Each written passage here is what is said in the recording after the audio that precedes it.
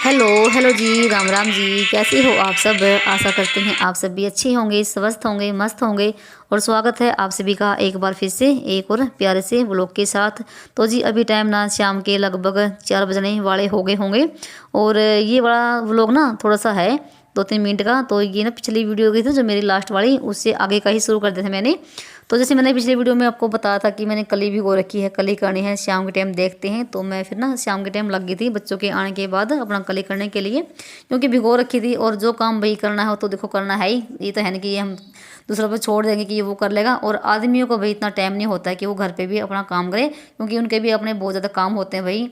तो वो भी शाम के टाइम ही आते हैं। इस वजह से फिर मैं कली करने लगी थी अपने आप ही, क्योंकि मुझे करनी आती है।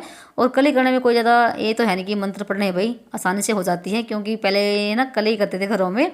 और जो यहाँ के हैं ना पुराने घर थे, तो मैं ही हर साल दिवाली पे कली करती थी, मुझे करनी आती है। इसलिए मैंने इनको बोल दिया था कि सामान ला के दे दो, मैं अपना खुद से ही कर लूँगी, कोई ज़्यादा बड़ी बात नहीं है। और जैसे ना अब जैसे लगे हैं लोग भी पेंट करवाने के लिए, नहीं तो पहले सारे लोग कली ही करते थे घरों में। और कली का भी ये है कि थोड़ा सा ना, एक तो ये पतली होती है और ये टपकती बहुत ज़्यादा है नीचे, इतना पेंट नहीं टपकता।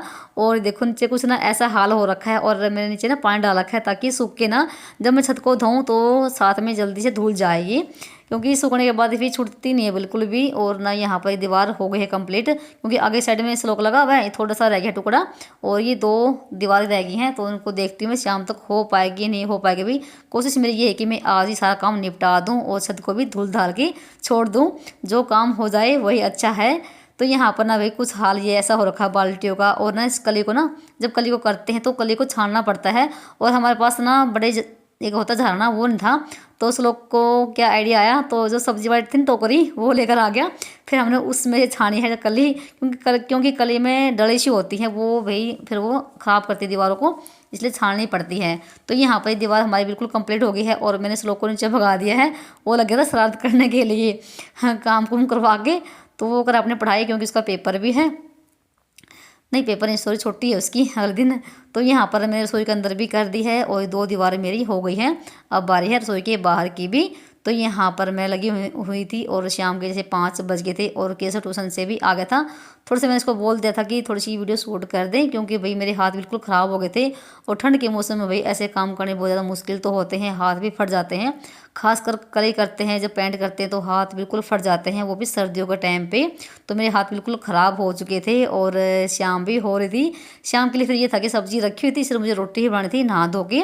पर पहले तो मैं ये काम निपटाऊंगी, चाहे मुझे 7-8 क्यों ना बज जाएँ, तो आज ही मुझे काम करना ही करना है। क्योंकि जब सुबह उठो ना मैं, तो मुझे अपनी छत ना बिल्कुल साफ सुथरी लगे भाई। थोड़ी सी देखो मेहनत तो लगती है घर को साफ सुथरा रखने में, पर जो बाद में सुकून मिलता है ना, वो तो अलग ही होता है। तो यहाँ पर आपको मैं ना सुबह के टाइम मिल रही हूँ, 4:30 बजे का टाइम हो गया है। तो सुबह सुबह की आपको फिर से राम राम जी।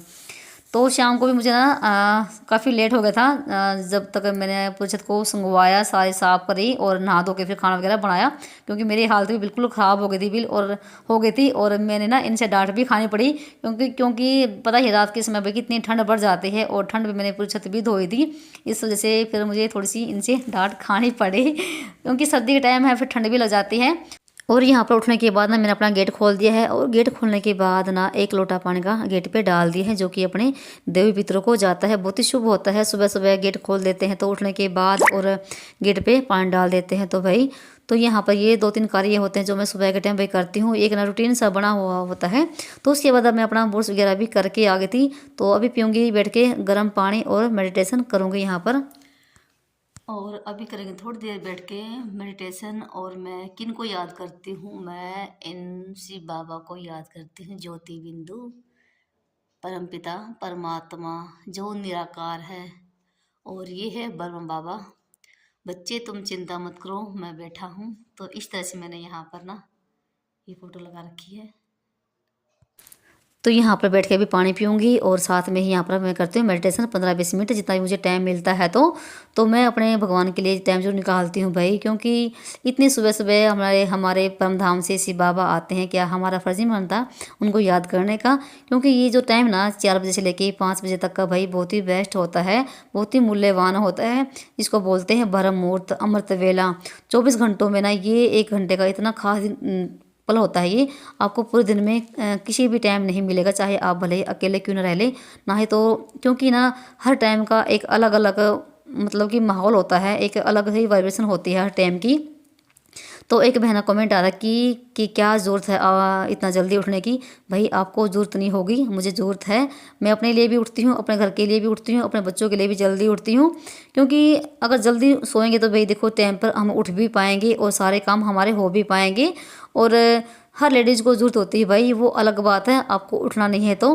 क्योंकि ना जो 24 घंटों में ये जो टाइम होता है ना, बहुत ही मूल्यवान होता है भाई। इस टाइम की फीलिंग ही अलग होती है, आप आजमा के देख लीजिए। क्योंकि 4 बजे ना मंदिर मस्जिदों के गुरुद्वारों के ना पट खुल जाते हैं और उनमें भजन कीर्तन होने शुरू हो जाते हैं। क्यों होते हैं भाई?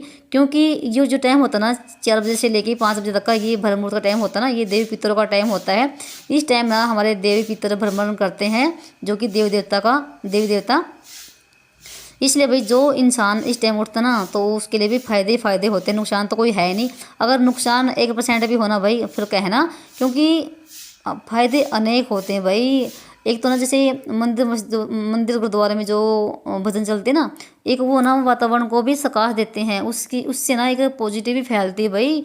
क्योंकि बहुत ही अच्छा होता है, कोई नुकसान नहीं होता जल्दी उठने के बाद।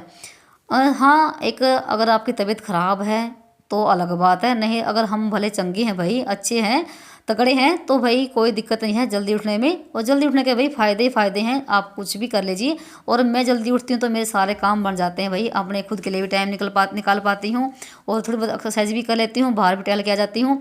क्योंकि जो ना सुबह के टाइम की जो मतलब कि फ्रेश हवा होती है ना, वो दिन में नहीं होती है। सुबह के टाइम कोई प्रदूषण नहीं होता, फ्रेश हवा होती है जो कि हमारे शरीर के लिए बहुत ही अच्छी होती है। दिन भर में मतलब कि ऐसी ऐसी फ्रेश ऑक्सीजन आपको नहीं मिलेगी जो कि सुबह के टाइम होती है। तो मैं 15-20 मिनट बाहर भी टहल के आ गई थी। एक ना रूटीन सा बन जाता है हमारे लिए, अगर हम उस टाइम को सेट करके चलते हैं तो। और मैं उठती भी जल्दी क्यों भाई? सुबह हम सोते हैं 10 बजे के आसपास में हम सो जाते हैं, 10 से भी हम पहले सो जाते हैं।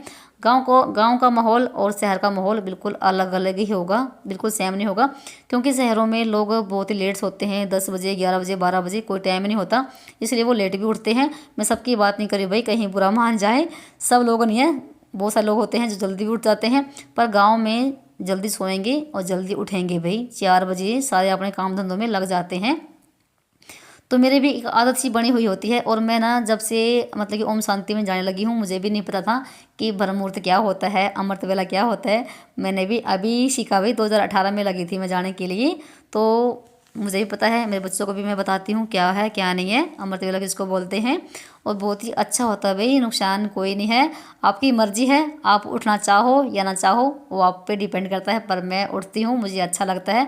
आप जो मेरे डेली की वीडियो देखते हो तो उनको पता है कि मैं कितने बजे उठती हूँ भाई, 4:30 बजे तक मैं उठ जाती हूँ। थोड़ा सा एक लगता है, एक आलस सा आता है सुबह के टाइम पे। ये ऐसी बात नहीं कि किसी को आलस नहीं आता भाई, सबके अंदर आलस होता है। सर्दी के टाइम में तो खासकर उठने का बिल्कुल भी मन नहीं करता है, ये करते हैं कि अब 5 मिनट और 10 मिनट और, तो ऐसे करते करते दिन भी निकलाता है। अगर एक बार आप कोशिश करोगे ना जल्दी उठने की, जैसे ही आप बिस्तर को छोड़ दोगे और बाहर निकलोगे फ्रेश हवा में, और जैसे हम काम पे लगेंगे तो सारी गर्मी मतलब गर्मी पैदा हो जाती है हमारे शरीर के अंदर, और गर्मी सर्दी नहीं लगती है। तो यहाँ पे मैंने चाय भी पी ली थी और उसके बाद मेरे लगभग सारे काम हो गए थे। और यहाँ पर ना टाइम आपको बताऊँ 7 सवा 7 बजे का टाइम हो गया है। और आपको दिखा रही थी मैं ऊपर का एरिया, कुछ ना भाई इस तरीके से हो रखा है, बिल्कुल साफ़ सुथरा। और मैं छत को भी ना रात को धुल के तभी गई थी नीचे, क्योंकि मुझे चैन नहीं पड़ता बिल्कुल भी। और यहाँ पर देखो भाई मेरी मेहनत बताना कैसी लगी आपको। तो छत भी बिल्कुल पक्की हो गई है और दीवार भी बिल्कुल साफ़ सुथरी हो गई है, तो यानी कि मैंने कलिंग कर दी है। और यहाँ पर मैंने अभी ना जैसे नीचे काम ख़त्म किया ना, तो जो बाल्टी वुल्टी थी सारी धोई हैं अभी। और ये जो था ना बच गया था, इस बाल्टी में छान के रख दिया है, क्योंकि अभी ना आगे की तरफ रह गया है जहाँ पर पौधे रखे हुए हैं, तो ये थोड़ा सा बच गया है। तो यहाँ पर जैसे अभी दिखा रही हूँ ग्रिल के पास यहाँ से रह गया है, तो देखती हूँ यहाँ पर कब तक होगा। तो एक बार अगर ना लगे रहो ना काम पे तो लगे रहो, अगर बीच में से हट जाए ना तो फिर नहीं होता है। तो यहाँ पर मेरे आगे पौधे रखे हुए हैं, तो दिन में देखते हैं ये कब तक सेट हो पाएंगे। और भाई हवा ना 3-4 दिन से इतनी तेज़ चली हुई है, बहुत ज़्यादा बड़ी, बहुत ज़्यादा ठंड भी शुरू हो गई है। पर यह है कि हाँ धूप निकल आती है और ठंड भी बहुत ज़्यादा हो रखी है। और इस कोने में मेरे पौधे रखे हुए हैं खूब सारे, और पता नहीं ये कब तक सेट हो पाएंगे। तो भाई कुछ दीवारें मेरी इस तरीके से लग रही है, तो अब थोड़ा सा ना अच्छा लग रहा है। तो भाई सुकून ना अपने घर में ही है। अगर हम ना अपने घर की अच्छे से देखभाल कर रहे हैं ना, तो बाहर जाने की जरूरत नहीं लगती। तो अपने घर में ही हम शांति से रह सकते हैं अगर घर का माहौल अच्छा है तो उसके बाद ना नहा धो के दिया बत्ती करी है, और फिर हम लगे थे चाय नाश्ता बनाने के लिए, और टाइम हो गया था 8:30 बजे का, शायद 9 बजे का टाइम हो गया था। और यहाँ पर ना रोटी बनाई थी बाजरे की, चाय है, मक्खन है, मलाई है और लाल चटनी है कुंडी वाली। और साथ ही मैंने ना सुबह के टाइम साग भी चीर के इस अंगीठी पे रख दिया है। और धूप में बैठ के चूल्हे के आगे भाई रोटी खाने का मज़ा है कुछ और होता है। तो केशव ने रोटी खा ली थी साथ साथ में ही, तो मैं और श्लोक रह गए थे। और जब तक ये आएंगे तब तक मैं साग बनाऊंगी और फिर इनके लिए रोटी बनाऊंगी। 11-12 बजे दोपहर तक आएंगे वो। तो यहाँ पर मैं साग रख दिया चीर के धो धा के, तो ये उबलता रहेगा और फिर इसको घम के आलू लगा के इस पर फिर से रख दूंगी। तब तक मैं अपना करूँगी पौधों का काम। तो मुझे अभी पौधे संगवाने हैं, तो नीचे का मेरा सारा काम लगभग हो चुका था। ये देखो साग मेरा उबल गया है और हमने नाश्ता पानी अपना कर लिया है। तो सुबह के टाइम रोटी बनी थी बाजरे की, तो सिंपल सा नाश्ता था हमारा, इसलिए मैंने कुछ नहीं दिखाया क्योंकि थोड़ी जल्दी हो रखी थी काम की, कपड़े वगैरह भी सुखाए थे। चलिए उसके बाद आपको दिखाती हूँ मेरा एक सूट जो कि मैं अभी 2 दिन पहले लेकर आई थी, और ये ऐसे रखा हुआ है ये, और ये है सर्दियों का भाई। तो देखती हूँ कब तक ये कट पाएगा और कब तक ये सिल पाएगा, क्योंकि छोटे दिन हो रखे हैं। छोटे दिनों में भाई बस टाइम का पता नहीं चलता कब सुबह से दोपहर, दोपहर से शाम हो जाती है। तो टाइम से निकाल के इसको सिलूंगी, क्योंकि ठंड बढ़ गई है और ठंड के मौसम में भाई बिल्कुल भी सिलाई नहीं हो पाती है। तो जी ये है सूट कुछ इस तरीके से। तो लाइनिंग सी है इसमें और प्रिंट सा है, और सलवार है प्लेन। तो ये बिना स्टोल का है, और यहाँ पर जो स्टोल रखा हो ना, तो मैंने वो अलग से मैच करवा के लिया है। और इस सूट को बोलते हैं पश्मीना सूट, जो कि अभी चले हुए हैं। तो बहुत ही बढ़िया वाला कपड़ा है भाई, बहुत ही मोटा सूट है, ऐसा नहीं कि हल्का हल्का, बिल्कुल सर्दियों का सूट है। और ये स्टोल है कुछ इस तरीके से, प्योर ऊन का स्टोल है। तो उसको डेली वेज में भी आप ओढ़ सकते हैं। और मैं अपने सूटों की सिलाई खुद ही करती हूँ, कभी भी बाहर नहीं सिलवाती हूँ, और मैं अपने हज़ारों पैसे बचाती हूँ खुद सिलाई करके। हाँ, एक मेरी बड़ी बहन है ना, जो वो चाहे मेरा सूट सिल दे, क्योंकि वो भी बड़ी टेलर है। तो यहाँ पर जैसा इसमें रंग दिखाई दे रहा है ना, बिल्कुल वैसा ही है, अलग से नहीं है जैसा आपको फ़ोन में दिखाई दे रहा है। और ये है कपड़ा सलवार का, और ये 2.5 मीटर से भी ऊपर का है कपड़ा है सलवार का, और मतलब 5 मीटर है। जैसे 2-2.5 मीटर तो सूट में होता है, और 2.5 मीटर की सलवार है। काफ़ी भारी सलवार बन जाएगी, और वैसे भी ना मोटे कपड़े की तो भारी सलवार बन जाती है। तो ये कुछ इस तरीके से लगेगा जैसे कि मैंने अभी लगा रखा है। और देखती हूँ फटाफट से इसको सिल लूँ, क्योंकि मेरे पास सर्दियों का सूट नहीं है भाई। एक सूट रखा हुआ जो कि मेरी संक्रांत पे आया था पिछले साल का, वो मैंने सिर्फ 1-2 बार ही पहना है। तो इसको भी सिलूँगी। और सर्दियों में तो ये रहता है कि सर्दियों में सूट नहीं है, और गर्मियों में ये रहता है कि गर्मियों में सूट नहीं है, चाहे हमारी अलमारी भरी ही क्यों ना हो भाई। तो यहाँ पर ना उसके बाद फिर आगे थी मैं ऊपर, और मैंने साग भी बीच में ना घम के और उसमें आलू लगा के यहाँ पर अंगीठी पर रख दिया है। साथ साथ में मैं उसको भी देखती रहूँगी, और साथ में मैं यहाँ पर अपने पौधों की सेटिंग करूँगी। तो मैंने एक है ना मेरे पास ये लंबा सा फट्टा है लकड़ी का, उसको यहाँ पर दचा लिया है 2 ईंटों के ऊपर, क्योंकि ना जैसे हम पानी डालेंगे ना तो नीचे का फर्श भी नहीं ख़राब होगा, और ना ही कोई मिट्टी वगैरह नीचे गिरेगी।